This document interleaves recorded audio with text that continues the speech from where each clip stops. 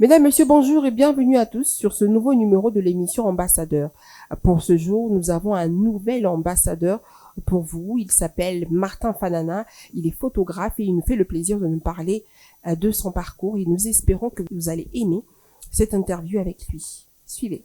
Derrière l'objectif, il capture bien plus que des images. Il raconte des histoires, il fiche des émotions, il immortalise l'instant. Lui, c'est Martin Fanana, appelé communément Mukaba. Il est communicateur visuel passionné, un entrepreneur audacieux et le fondateur de Mukaba Creative Studio, une agence indépendante spécialisée dans la photographie, la production et la promotion événementielle. Tout commence par un manque. Très jeune, Martin réalise qu'il ne possède presque aucune photo de son enfance, aucun cliché pour témoigner à des premiers sourires, à des anniversaires, des moments de joie partagés en famille. De ce vide est née une vocation à donner aux autres ce qu'il n'a pas eu, des souvenirs. En 2020, il fonde son entreprise avec une vision claire, à faire de l'image un outil de mémoire, de valorisation et de transformation. À travers son agence, il offre une plateforme aux talents émergents, sublime les événements culturels et familiaux et construit une narration visuelle authentique. C'est l'histoire d'un jeune homme qui, à partir d'un manque personnel, a décidé de créer de l'abondance pour les autres. Mesdames, Messieurs, Martin Mukaba est l'ambassadeur du jour.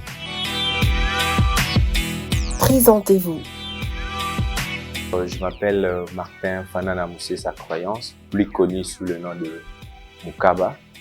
Je suis communicateur visuel et artiste pluridisciplinaire. Et dans la communication visuelle, je me définis plus étant que photographe scénique. Je suis également responsable de Mukaba Creative qui est une agence indépendante qui évolue dans l'art visuel pour la promotion et la production événementielle.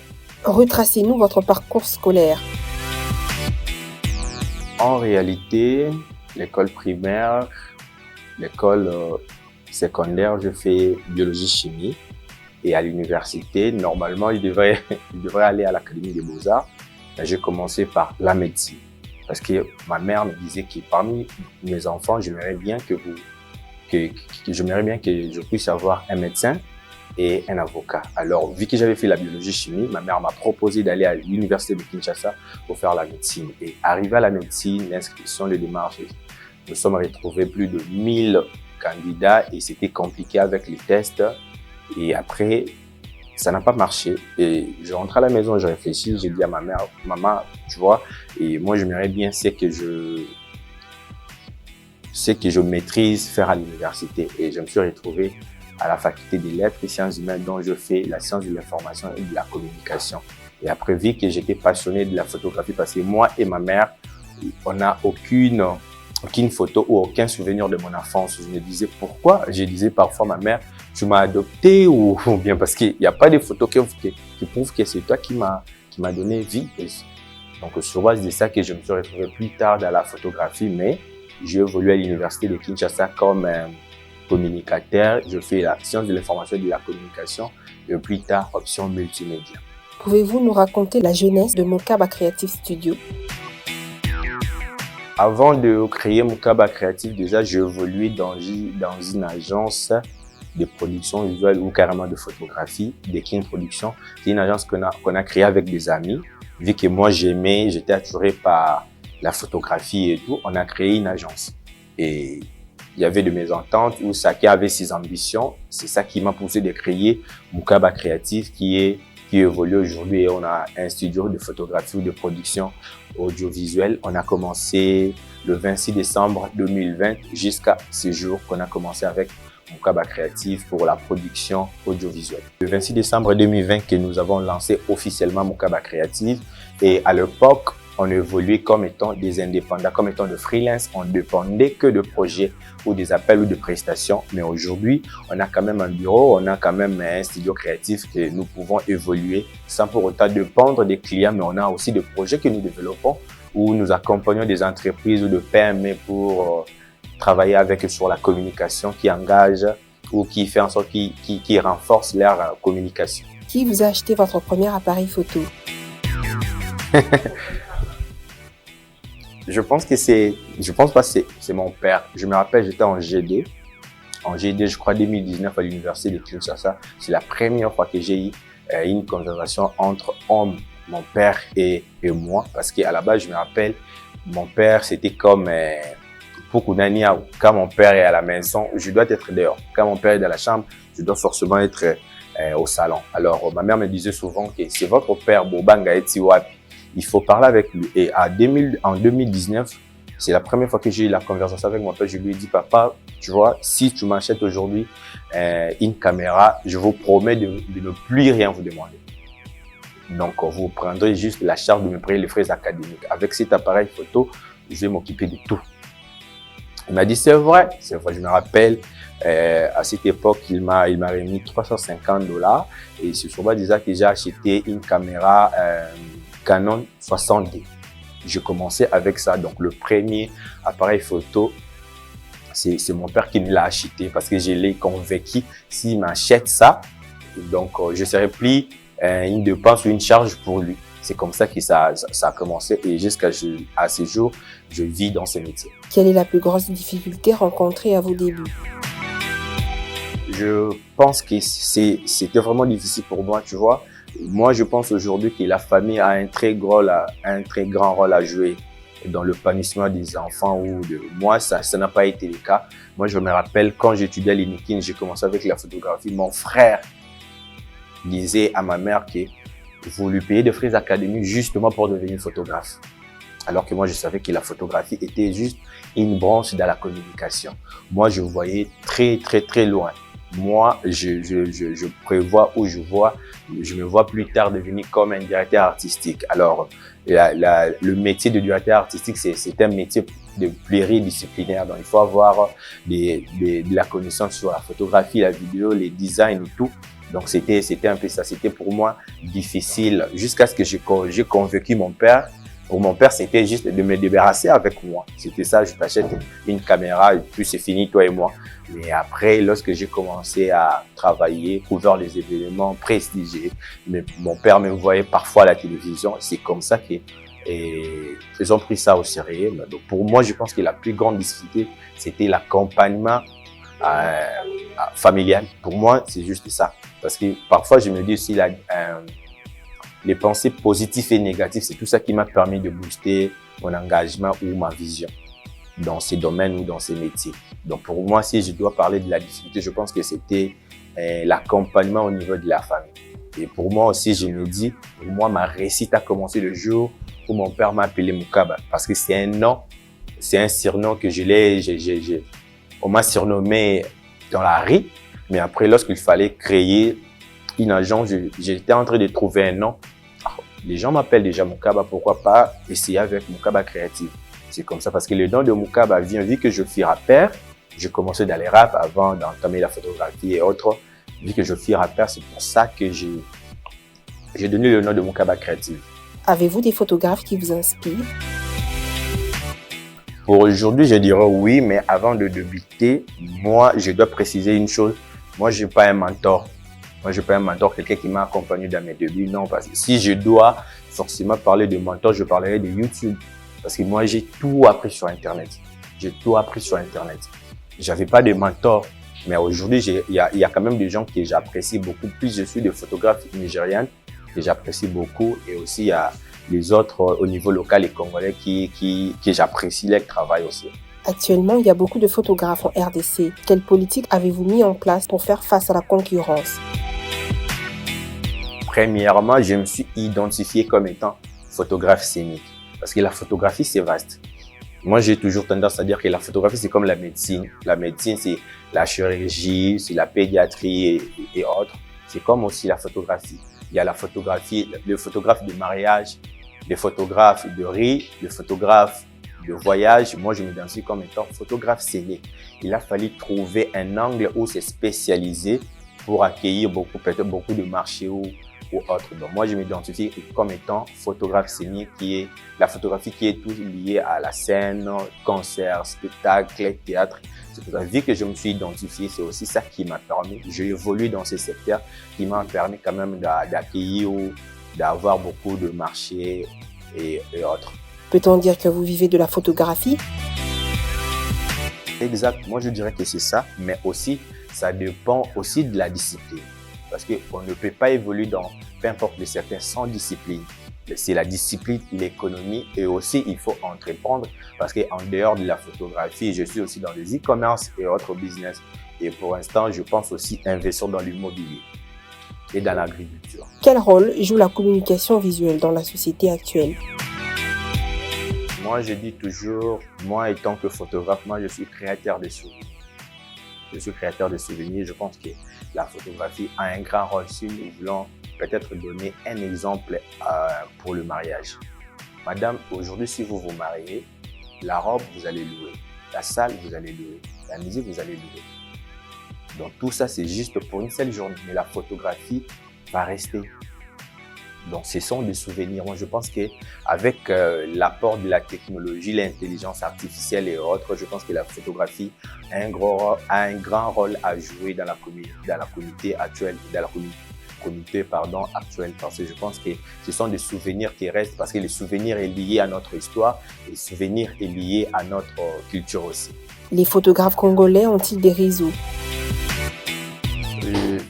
Les photographes, certes, ont le réseau, mais je dirais que moi, le réseau que je fais partie, c'est pas un réseau officiel dans le sens qu'il y a une association de photographes. Entre guillemets, je sais pas si ça existe déjà, au moins que le photographe en bila, parce qu'il y a une différence entre les photographes professionnels et les photographes en bila. Parce que les photographes en bila, ce sont des vendeurs de photos. Si aujourd'hui vous allez vers Victoire, Place des Évolutions, ce sont des vendeurs de photos. Ils s'en foutent de la qualité de la photo. Là, les photographes sont là pour vous vendre des photos. Tu lui payes de l'argent, il te photographie, il te donne ton image et tu pars avec. C'est différent avec des professionnels. Moi, étant que professionnel, il y a des projets que je travaille pour moi-même. Il y a des projets que je travaille pour des clients. Étant que créateur de souvenirs, je suis là pour travailler des photos qui me concernent. Je vais parler je vais peut-être accompagner un entrepreneur, je vais peut-être accompagner un visionnaire, je vais peut-être travailler sur une thématique, peut-être comme j'ai travaillé récemment, ça date de, je pense, 4 ans sur la COVID-19 aussi. Ce sont mes créations, ce sont mes projets. Donc, les réseautages que moi j'appartiens, ce sont les réseautages de professionnels. Une équipe de professionnels qu'on s'entoure, qu'on a, qui n'a pas de nom spécifique. C'est juste un réseau de professionnels et tout. Parfois, on se cède, on s'entreprend en tant que de marché. Je peux ou ne pas être disponible si j'ai peut-être 5 événements que je dois couvrir et c'est compliqué avec mon équipe, vu que c'est une équipe restreinte. Je dois forcément appeler quelqu'un pour m'accompagner dans ce projet. Et la personne ou le professionnel que je dois appeler, c'est quelqu'un qui fait partie de mon réseau. C'est quelqu'un qu'on s'entende, on a peut-être la même vision artistique ou on entretient de bonnes relations. Quel type de projet photographique réalisez-vous le plus souvent? Le type de photographie que je réalise plus personnellement, c'est, comme j'étais en train de dire, c'est qui revient trop, c'est côté scénique, le concert. À part ça, il y a aussi les photos studio et le mariage. On est aussi dans le corporate. Je réalise aussi le corporate, mais personnellement, étant que photographe professionnel, je suis plus dans les concerts, dans la photographie des scènes. Mais ensemble avec mon équipe, on est dans corporate, événementiel, mariage et autres. Quel est le plus grand projet réalisé dans votre carrière photographique? Ouais. Je crois que c'était un accompagnement. Nous avons travaillé avec, je pense, une entreprise de la place, Anser. Anser, ça évolue, c'est similaire avec Sinel, mais il évolue plus dans le milieu rural. C'est un projet qu'on a touché quand même beaucoup d'argent. Et à part ça, bon, la plus grosse somme, je pense que c'est avec eux que nous avons travaillé avec eux. Mais aussi, il y a d'autres projets que nous avons quand même réussi un bon cachet. Vous êtes aussi initiateur de Visite Tchangou. Parlez-nous de ce projet. Visite Tchangou, c'est un projet culturel et touristique conçu par Mokaba Créatif qui a pour but de mettre en évidence le patrimoine culturel de la Tchangou parce que je suis ressortissant de Tchangou. Alors, Visite Tchangou, c'est un projet que nous mettons beaucoup plus en évidence de richesse culturelle et territoriale de la Tchangou parce que nous avons grandi, né et grandi à Tchangou. Nous subissons peut-être ou nous sommes victimes de se déplacer en masse pour des événements de grandes envergures, les concerts, parce que tout est centralisé dans la République de la Gombe. Les événements, les concerts, les marathons et autres, tout ça se passe à Gombe. Et c'était compliqué pour nous, moi comme étant habitant d'Indjili, de se déplacer pour des événements de grandes envergures, les concerts et autres, aller toujours à l'IFK, à Athénée de la Gombe, c'était compliqué. Il a fallu trouver un événement, créer un événement, trouver une solution pour que, au lieu toujours que tous ces habitants se déplacent au centre-ville pour cet événement, au moins créer un événement dont nous faisons déplacer le guest ou les stars de la République ou de Kinshasa se produire à Tchangou, raison pour laquelle nous avons commencé avec, nous avons programmé une visite Tchangou qui est un événement touristique et à la fois culturel aussi. Nous encourageons l'État congolais à investir à Tchangou, vu que Tchangou est le district le plus peuplé et le plus étendu de la capitale qui regorge au moins 70%. Alors, le milieu est considéré comme pour autant un milieu périurbain. Par contre, moi, je pense que c'est un milieu non exploité parce que nous souhaitons ou nous encourageons l'État congolais à investir à Tchangou parce que nous estimons que Tchangou est le poumon du développement de la République démocratique du Congo, vu que c'est un milieu non exploité. Si aujourd'hui, nous participons ou l'État s'engage à la décentralisation culturelle premièrement et administrative, je pense que ça serait plus facile pour nous. L'État peut construire des stades, des martyrs, des arénas, des aéroports, parce qu'aujourd'hui, on n'a qu'un seul aéroport international qui se trouve à Tchangou, précisément dans la commune d'Nsele. Mais s'il y en a plusieurs, si on a peut-être un autre centre-ville, si on a peut-être un grand marché, ça va faciliter la tâche. Si on a peut-être aussi des centres commerciaux, comme j'ai appris le boursier congolais qui a investi pour construire un centre commercial à Tchangou. Je pense que c'est une bonne chose, raison pour laquelle que nous avons conçu ce projet Visite Tchangou pour mettre en évidence tout ce qui est richesse patrimoine et richesse culturelle et territoriale de Tchangou. À l'événement, les photos sont gratuites. Lorsque vous payez le frais de participation, tout est gratuit. Les photos sont gratuites à l'événement parce que je ne crois pas que vous pouvez participer à un événement et acheter les photos. C'est inconcevable. C'est comme si on doit donner un exemple. On vous invite dans un mariage, arrivé dans le mariage, vous demandez à un photographe de vous photographier ou à un caméraman et il vous demande de l'argent. C'est bizarre. Quelles sont vos ambitions pour l'avenir? Alors, mes ambitions pour Mukaba Creative, premièrement, je pense que Mukaba Creative doit devenir parmi le meilleur agence de communication de la République démocratique du Congo. Parce qu'aujourd'hui, nous évoluons peut-être sur la photographie, le design et aussi la vidéographie, mais nous souhaitons que nous organisons des gros projets de publicité, des événements, aussi travailler avec de grandes entreprises de la République démocratique du Congo, pourquoi pas l'État congolais, à commencer par le ministère de la Culture et Arts, le ministère aussi du Tourisme, qui cadre avec notre projet de Visite Tchangou. Quels conseils donnez-vous aux jeunes passionnés de photographie? Permettez-moi de donner ces conseils à Lingala. Alors, j'ai toujours dit, un photographe, c'est un monsieur. Et rêver est une liberté. Donc, nous sommes à la barrière pour imaginer. Si vous pensez que pour ça, les lots wana et aussi on se séparer na batinion so, ils ont séparation na on a avantage à projet na yo. Donc, les gens doivent être déterminés pour que ça réaliser rêve na ba, parce que aujourd'hui l'État congolais, la politique de l'État congolais, ils ont fait sa chance pour que tu évoluer d'être ligne la seule imagination par rapport à Bamboka Moussous. Alors, ceux qui osent na projet réaliser tous dans métier bolingi ou affronter, alors soyez créatifs, soyez déterminés pour que vous réalisez. S'il nécessite, j'insiste, s'il nécessite à ce que vous se séparez na entourage, na famille, pour un avantage na la carrière professionnelle na c'est important de travailler en solo. Un dernier mot? Je pense qu'on a parlé de l'essentiel, mais mon dernier mot, c'est, je parlerai plutôt de la promotion que nous avons lancée au sein du studio MC. L'adresse du studio MC, c'est sur l'avenue de Forgeron, numéro 14-17, première Ifuna, référence hôpital HJ. Dès que vous êtes là, vous prenez la moto, vous pouvez descendre sur l'avenue du Pasteur Wallo ou carrément l'usine taxi. Le studio MC se trouve juste à côté. Donc, nous avons lancé une promotion côté photographie de 3 photos seulement à $10 pour permettre pour toute personne de bénéficier de nos services. Aussi, nous laissons ou nous mettons notre espace en location pour les photographes et les vidéastes qui n'ont pas cet espace et qui veulent travailler avec leurs clients. Nous faisons aussi la location de notre espace créatif pour les clients. Et aussi, merci beaucoup à cette émission Ambassadeur aussi. Je remercie aussi toute l'équipe derrière la cam et vous aussi qui vous m'avez accueilli dans cette émission. Merci beaucoup. Merci à tous de nous avoir suivis. C'est la fin de votre émission. Nous espérons que l'histoire ou le parcours de Martin Fanana, jeune photographe, vous a inspiré. Nous vous donnons rendez-vous pour la semaine prochaine avec un nouvel ambassadeur et ça sera avec le même plaisir. Ciao!